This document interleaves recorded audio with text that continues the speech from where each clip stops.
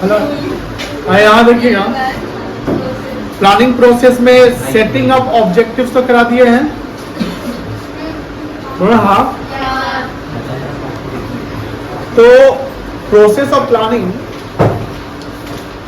का मतलब क्या है कि सर हम जब प्लानिंग करते हैं तो प्लानिंग का मतलब यही होता है कि कोई गोल रोड मैप तैयार करना। क्या करना? रोड मैप तैयार करना।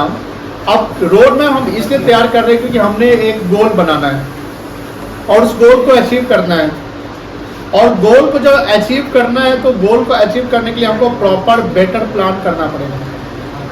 Without planning we can't succeed, without planning we can't achieve the goal. हाँ, ड्रॉबैक है कि planning does not give guarantee to success. Drawback क्या है?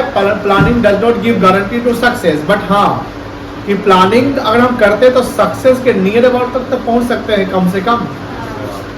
हम प्लानिंग ही नहीं करेंगे तो सक्सेस का बात ही नहीं आएगा। प्लानिंग नहीं करेंगे तो रोड मैप तैयारी नहीं होगा, प्लानिंग नहीं करेंगे तो कंट्रोलिंग ही नहीं कर पाएंगे, प्लानिंग नहीं करेंगे तो मोटिवेशन ही नहीं आएगा। इसलिए हम प्लानिंग करते हैं।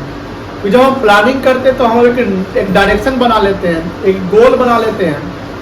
और प्लानिंग हम इसलिए करते हैं कि हमारा मेंटल स्ट्रेस हो, क्योंकि हम कुछ सोच सकते हैं, यानी क्रिएटिविटी आता है।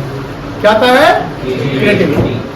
और प्लानिंग जब हम करते हैं तो प्लानिंग के स्टेप बाय स्टेप हमको स्टेप्स बनाने पड़ते हैं। स्टेप्स का मतलब ये हुआ कि जब हम कोई भी गोल अचीव करना है तो सबसे पहले हमको क्या करना है वो इंपॉर्टेंट है। तो सबसे पहले आपको एक गोल बनाना है। क्या बनाना है बेटा? गोल बनाना है, जिसको बोलते हैं सेटिंग अप द ऑब्जेक्टिव, यानी क्रिएट योर ऑब्जेक्टिव। गोल बनाओ। क्या बनाओ?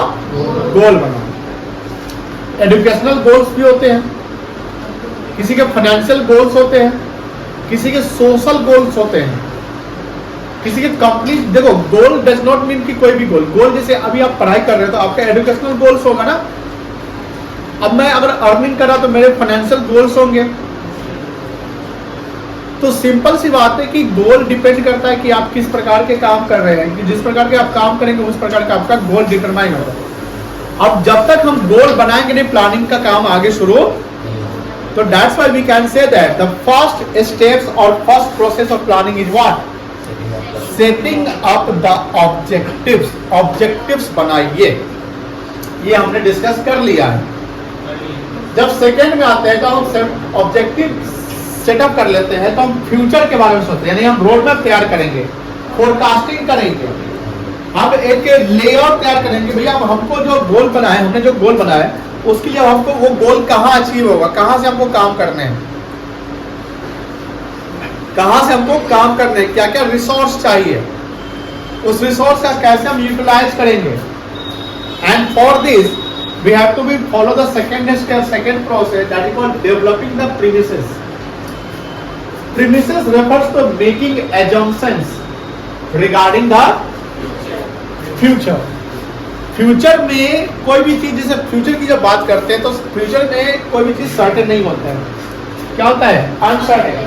तो अनसर्टेन होता है, हमको कोई डेटा कैलकुलेट करने हैं, कोई बजट बनाता हूँ, एस्टिमेट करते हैं ना, एजम्पशंस लेते हैं। जैसे आप डेप्रिसिएशन कैलकुलेट करते हो 10%, 15%, तो वो क्या एस्टिमेशन ही तो है, कोई फिगर आप एज्यूम करते हो। तो जब फ्यूचर की बात करते हैं तो फ्यूचर में हमें कुछ एजम्पशंस लेकर चलने पड़ते कि मान लिया जाए कि ऐसा हो जाएगा, मान लेते कि ये प्रोडक्ट मेरा बिकेगा, तभी तो प्रोडक्शन करते हैं ना। सेल से पहले प्रोडक्शन होता है कि पहले सेल होता है? पहले प्रोडक्शन होता है। प्रोडक्शन करेंगे तो ना मार्केट में सेल होगा। तो भैया हमको तो ये एज्यूम करना पड़ेगा कि इतना बिक सकता है, दैट्स व्हाई हम उतना प्रोड्यूस करते हैं। तो हमें क्या करना है डेवलपिंग द प्रीमिसेस में? Premises refers to making assumptions regarding future. Premises are the base on which plans are made. Base मतलब क्या होता है? जड़, स्ट्रक्चर कह सकते हैं। Assumptions are made in the form of forecast. Forecast मतलब फ्यूचर के बारे में देखना। Forecasting is important in developing the premises as it is a technique of gathering information about the information को collect करना ही gathering information कहलाता है। Forecast can be made about the demand of a particular product, government policy, change in interest rate, tax rate etcetera. जैसे अभी election हो रहे हैं, political party अपना कैंपेन कर रही है, गवर्नमेंट या तो चेंज हो जाएगी या वही गवर्नमेंट कंटिन्यू कर जाएगी। तो जो बिजनेसमैन है, ये जो कंपनीज है, वो फोरकास्ट कर रही होगी ना, क्या चल रहा है, क्या लहर है, लहर समझ है ना, कि मतलब किसकी सरकार बनेगी, ऐसा तो होता है। इससे कंपनी पे भी इम्पैक्ट पड़ता है। तो कहने का मतलब ये हुआ कि हम एक प्रीमिसेस डेवलप करते हैं। प्रीमिसेस डेवलप का मतलब ये हुआ, you have to see the future. अब फ्यूचर को तो हम क्लियर नहीं देख सकते हैं, लेकिन अब फ्यूचर में हम ये मान के एस्टिमेट तो कर सकते हैं ना, फ्यूचर के जो अनसर्टेनिटी है उसको हम रिड्यूस तो कर सकते हैं। रिस्क होने वाले हैं, जैसे हमने इंश्योरेंस करवा लिया, मान लो कि टैक्स रेट घटने वाला है, बढ़ने वाला है, उसके लिए काम कर लिया। फैशन ट्रेंड चेंज होने वाला है, वेदर चेंज होने वाला है, हमने प्रोडक्ट उसके अकॉर्डिंग बनाया। जैसे अभी देखो एसी पे 18% जीएसटी लगता है, कितना परसेंट लगता है? अब जिस पे टैक्स रेट ज्यादा होगा वो सामान महंगा होगा, सस्ता होगा, महंगा होगा। तो सरकार 18% जीएसटी लगाती है, बिकॉज जैसे जो भी प्रोडक्ट पे 18 या 28% जीएसटी लगता है, मतलब समझ लो कोई लग्जरियस आइटम में आता है, तो एसी को लग्जरियस आइटम के कैटेगरी में डाला गया हुआ है। लेकिन जिस प्रकार ग्लोबल वार्मिंग हो रही है, टेम्परेचर 40 भी हो जाता है, पता नहीं चलता है, 48 भी चला जाता है, गर्मी, भीषण गर्मी हो रही है। इसलिए बहुत सारे जो मतलब बहुत सारी कंपनीज हैं या जो एक्सपर्ट्स हैं,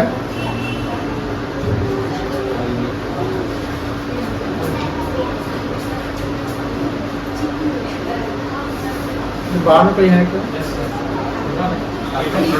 अच्छा, चीकू है। अच्छा, हम कहाँ थे? इलेक्शन पे थे क्या? लग्जरियस आइटम पे। तो मान लो कि जैसे लग्जरियस आइटम उस पर 18% 28% जीएसटी लगती है ना। अब जो एक्सपर्ट्स है वो कहते हैं कि देखिए अब सबको एसी की नीड हो गई है, जब सबको एसी की नीड हो गई तो उस पर जीएसटी कम कर दो, 18% से उसको कर दो 5%। कितना परसेंट कर दो? अब मान लीजिए कि हम जीएसटी को 18% से कर दे 5%, तो एसी का प्राइस कम जाएगा कि बढ़ जाएगा? जब एसी का प्राइस कम जाएगा तो डिमांड उसके बढ़ जाएंगे, इससे कंपनी का सेल बढ़ेगा घटेगा? कंपनी का सेल बढ़ जाएगा, कंपनी का प्रोडक्शन बढ़ेगा। तो कंपनी इसको फोरकास्ट कर सकती है कि अल्लाह क्या करे, गर्मी जब बढ़ रहा है तो कंपनी सोचे कि हाँ एसी का डिमांड बढ़ेगा, फ्रीज का डिमांड बढ़ेगा, तो गवर्नमेंट से क्या ये रिक्वेस्ट करेगी, भैया इस पर टैक्स कम कर दीजिए। टैक्स जैसे ही कम कर देंगे प्रोडक्ट का प्राइस क्या हो जाएगा? कम जाएगा, तो डिमांड उसके ज्यादा हो जाएंगे। तो ये क्या हुआ? ये प्लानिंग का सेकंड स्टेप है। प्लानिंग का सेकंड स्टेप है डेवलपिंग द प्रीमिसेस।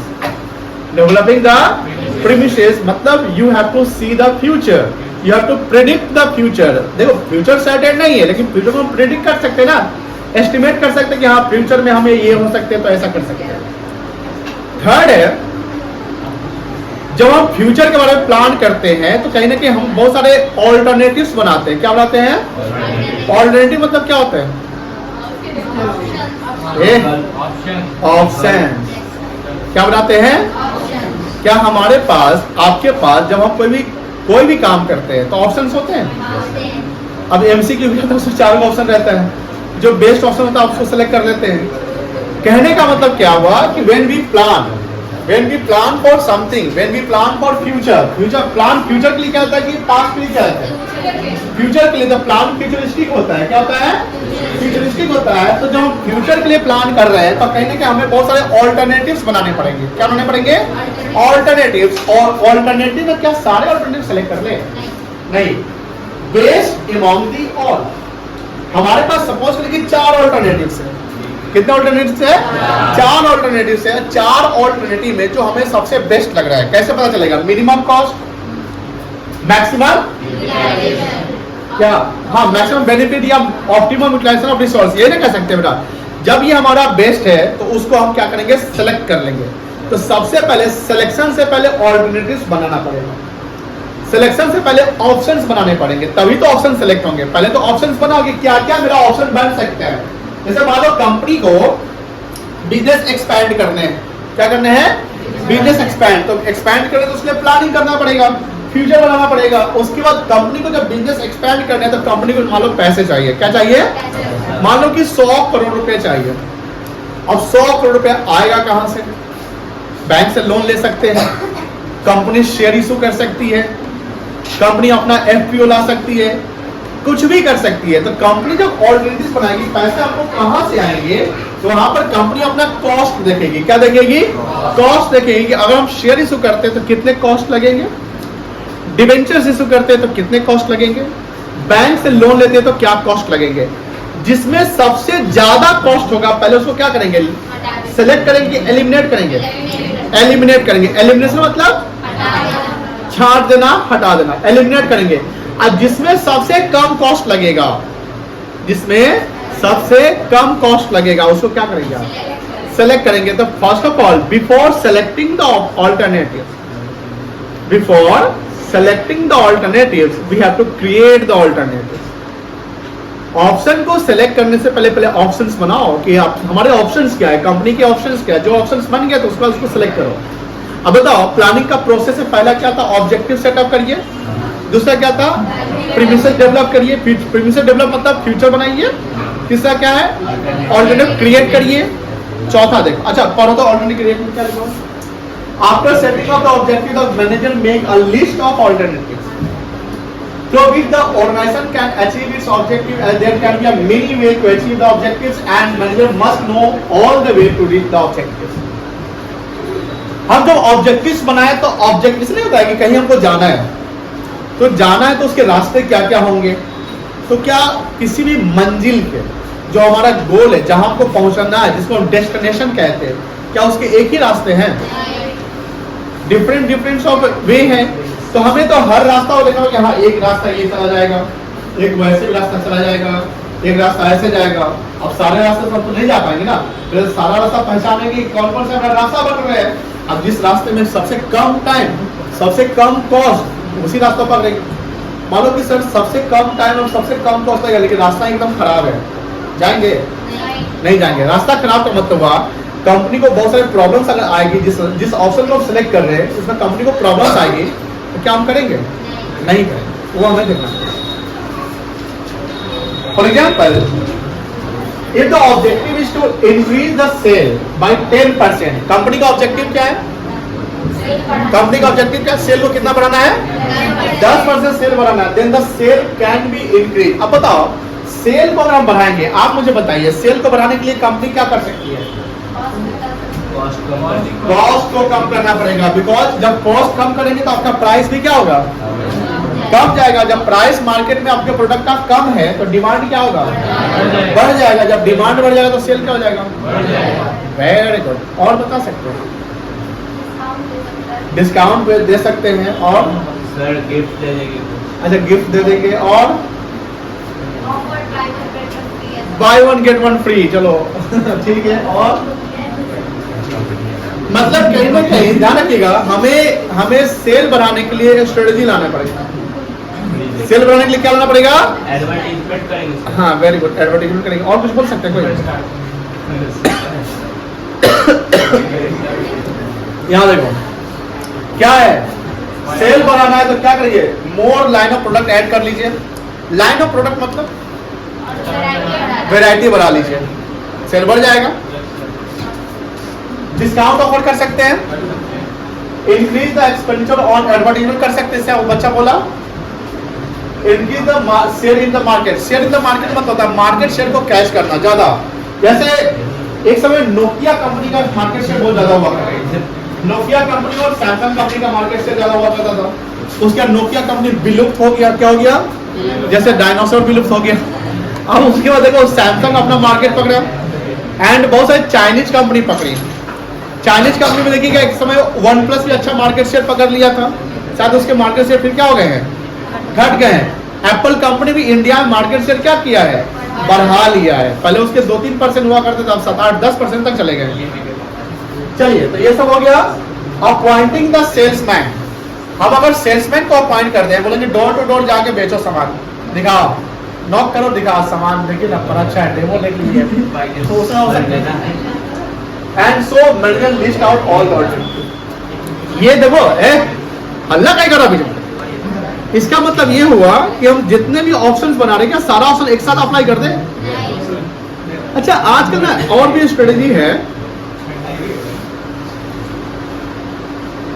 आजकल और भी स्ट्रेटेजी है, जैसे आप देखते होंगे रिवॉर्ड पॉइंट, कैशबैक। जैसे नहीं होता है कि आपको एक कार्ड मिल जाएगा, अब एक कार्ड मिल गया, उसमें बोलता है कि अगर आप 100 रुपए का सामान कर देंगे तो 1 पॉइंट मिलेगा, 1 पॉइंट का 25 पैसा बनता है, ऐसा रहता है। अब आप सोचिए कि 400 रुपया खरीदे या 4000 का खरीदे, आपके मान लो जितने भी पॉइंट्स बन गए, तो नेक्स्ट टाइम जब आप सामान खरीदने जाइएगा, आप सपोज दूसरे कंपनी का प्रोडक्ट खरीदने जाते हैं, तो आपके माइंड में दिमाग रहेगा, अरे भाई इसका खरीदने में पॉइंट और बढ़ जाएगा। अगर हम सेम कंपनी का जिससे पहले खरीदे थे और हम उसी का प्रोडक्ट खरीदेंगे तो मेरा रिवॉर्ड पॉइंट क्या हो जाएगा, बढ़ जाएगा। तो रिवॉर्ड पॉइंट का हम कैशबैक कर सकते हैं, डिस्काउंट करवा सकते हैं। तो कंपनी ऐसा स्ट्रेटेजी पता है क्यों बनाती है?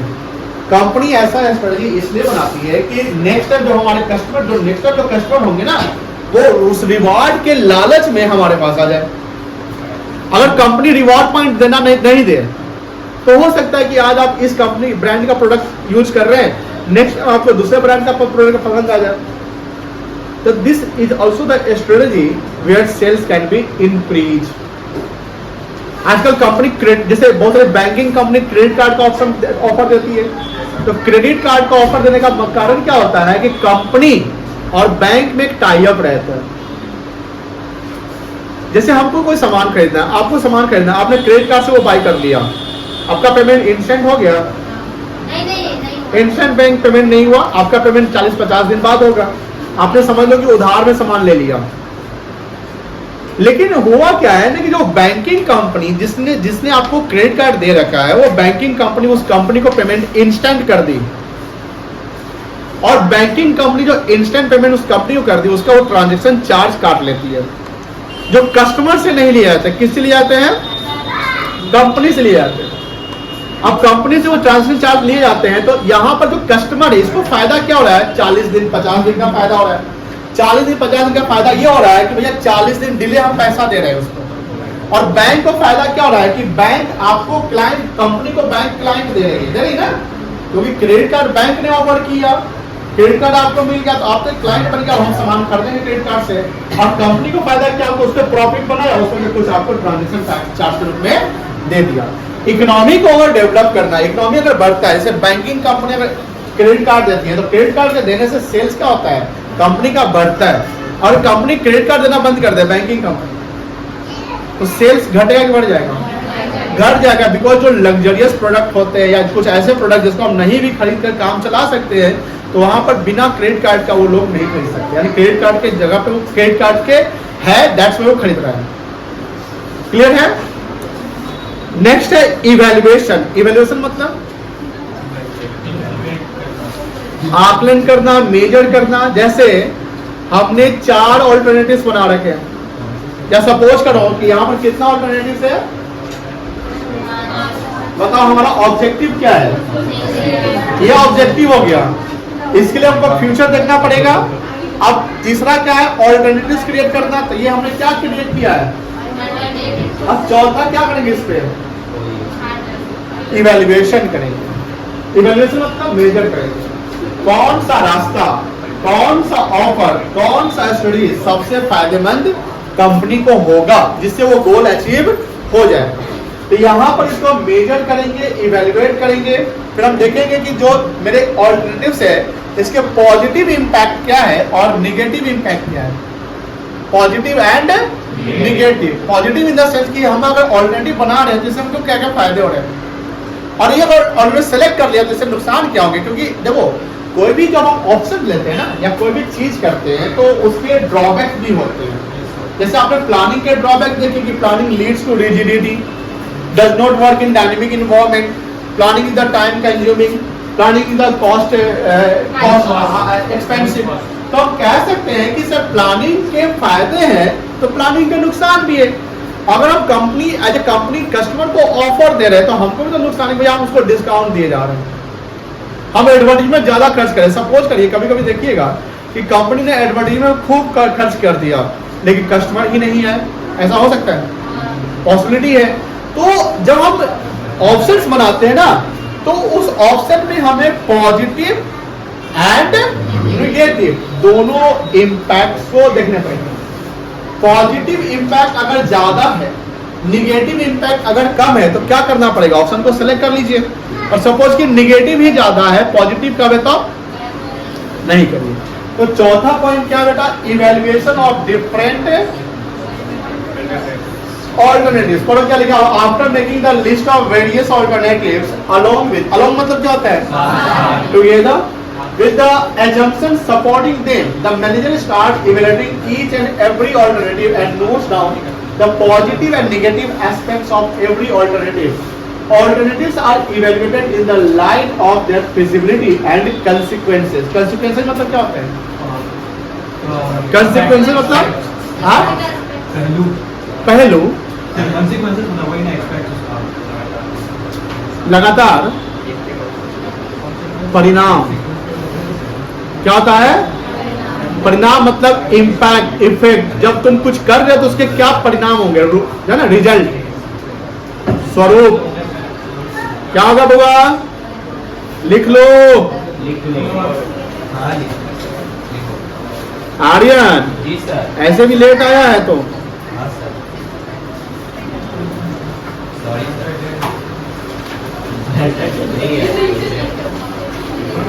उसको बुला के क्लास में साथ में बैठा लो। अथर्व, अथर्व सर बुला रहे हैं। स्कूल गया, स्कूल में क्लास में बैठने नहीं करता है, झूला पे चलता है।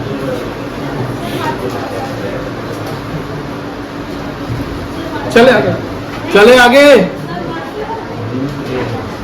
कोई कुछ बोल रहा है क्या?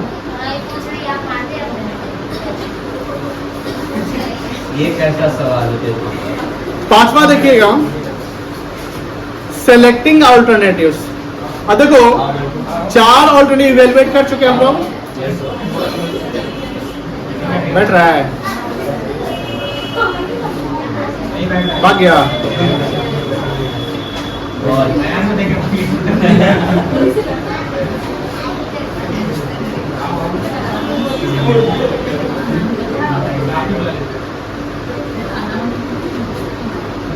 चिको आ जाओ, बैठा लो कोई, आस्था बैठा, दीदी के साथ बैठ जाओ।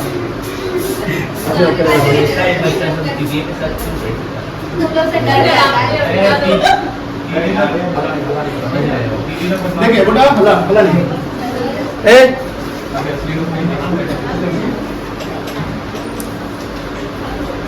प्लानिंग प्रोसेस में पहला प्रोसेस क्या था, पहले आप क्या बनाएंगे, ऑब्जेक्टिव, ठीक है। उसके बाद क्या करेंगे, इसका मतलब क्या है, फ्यूचर देखना। उसके बाद हम ऑलरेडी वो क्रिएट करेंगे, सेलेक्ट नहीं करेंगे, पहले क्या करेंगे, क्रिएट। क्रिएट के बाद इवेल्युएट, क्रिएट के बाद क्या करेंगे बेटा, इवेल्युएट। और ये सही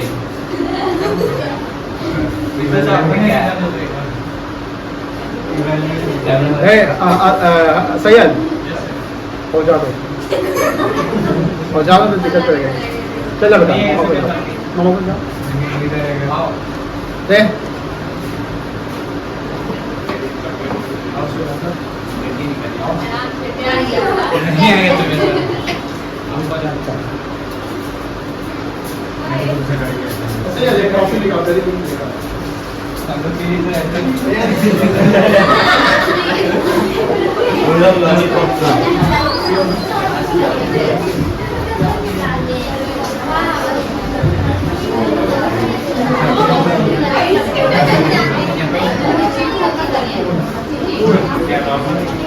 हम लोग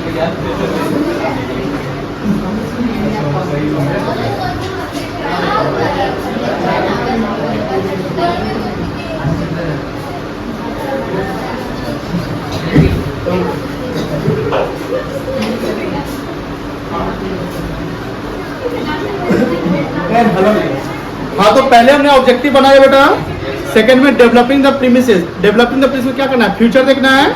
थर्ड में ऑल्टरनेटिव क्रिएट करना है, और क्रिएट करने के बाद सिलेक्ट करना है कि मेजर करना है, इसको हम इवैल्यूएशन कहते हैं। अब इवैल्यूएट करने के बाद बेस्ट जो आएगा उसको क्या कर देंगे, सेलेक्ट। तो ऑल्टरनेटिव में 3 स्टेप्स आ गए। अगर ऑल्टरनेटिव की बात करते हैं तो पहले ऑल्टरनेटिव बनाओ, क्या करो, बनाओ, फिर मेजर करो और फिर सेलेक्ट करो। पहले हम देखो तीनों का स्टेप्स होगा। पहले आप ऑल्टरनेटिव बनाएंगे ना, बनाने के बाद क्या करेंगे, इवैल्यूएशन, बनाने के बाद क्या करेंगे, एंड इवैल्यूएशन के बाद क्या करेंगे, सेलेक्ट। अब सेलेक्ट कौन करेंगे, जो बेस्ट होगा वो सिलेक्ट कर लो। और जैसे सिलेक्ट हो गया उसके बाद क्या करोगे, उसको इम्प्लीमेंट करेंगे। क्या करेंगे बेटा, इम्प्लीमेंट कर देंगे। जैसे देखिए, after making the list of various alternatives along with the assumptions supporting them, the manager starts evaluating each and every alternative and notes down the positive and negative aspects of every alternative। मतलब हमें दोनों देखने, positive और negative दोनों देखने, जो भी best होगा उसको सेलेक्ट कर लेना है। Alternatives are evaluated in the light of their feasibility. Feasibility मतलब क्या होता है, फिजिबिलिटी मतलब होता है कौन, जैसे कितना फायदेमंद है। जो ज्यादा फिजिबल होगा उसको सेलेक्ट कर लोगे, जो कम फिजिबल होगा उसको सेलेक्ट नहीं करो। फिजिबल तो कितना फायदा पहुंचाएगा, उसके बाद हम सेलेक्ट करेंगे alternative, the best alternative selected, but as such there is no mathematical formula to select the best alternative. Sometimes instead of selecting one alternative, a combination of different alternatives can also be selected. The most ideal plan is most feasible, profitable, and with the least negative। least मतलब जो सबसे कम negative result दे उसको हम क्या कर लेंगे बेटा, select कर लेंगे, कोई दिक्कत नहीं है। The manager will have to apply permutation। अच्छा, परम्यूटेशन कौन सा पढ़ा होगा, मैथ में पढ़े हैं आप लोग, परम्यूटेशन कॉम्बिनेशन 11th में है। अच्छा है, 10th तक में नहीं है, छोड़ो। कॉम्बिनेशन का मतलब है कितना फायदा नुकसान दे रहा है, सब हम रिजल्ट को अप्लाई करेंगे, उसके बाद हम उसको क्या करेंगे, सेलेक्ट कर देंगे। जब हम इम्प्लीमेंट कर देंगे प्लान, उसके बाद उसको क्या करेंगे, फॉलो। क्या करेंगे बेटा, साथ में खत्म हो गया, बोलो हाँ ना। पहला क्या है, ऑब्जेक्टिव बनाइए, दूसरा डेवलपिंग द प्रीमिसेस, तीसरा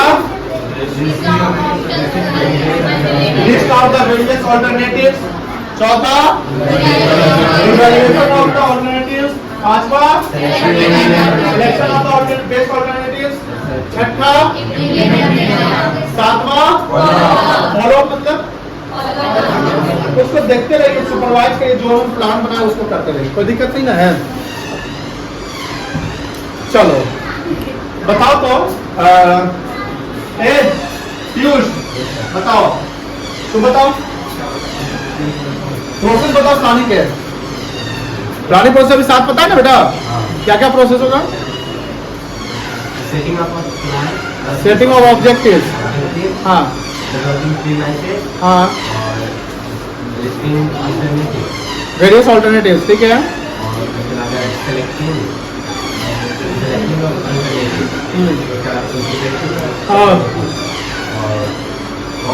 गुड, बैठ जाओ। चलो सही है, यहाँ तक हो गया। टाइप्स ऑफ प्लान कर देगी, कल करा दे, ये बहुत बड़ा है।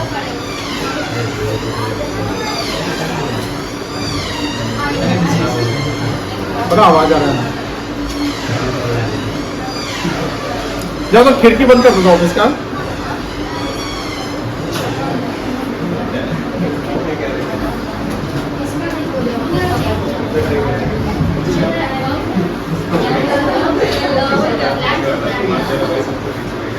तो टाइप्स ऑफ प्लान कल करते हैं, कल आपका पूछा, कल थोड़ा सा पढ़ के आइएगा प्लानिंग, ठीक है ना। चलो अकाउंट्स लाए हो, दोनों कहाँ चला गया ये,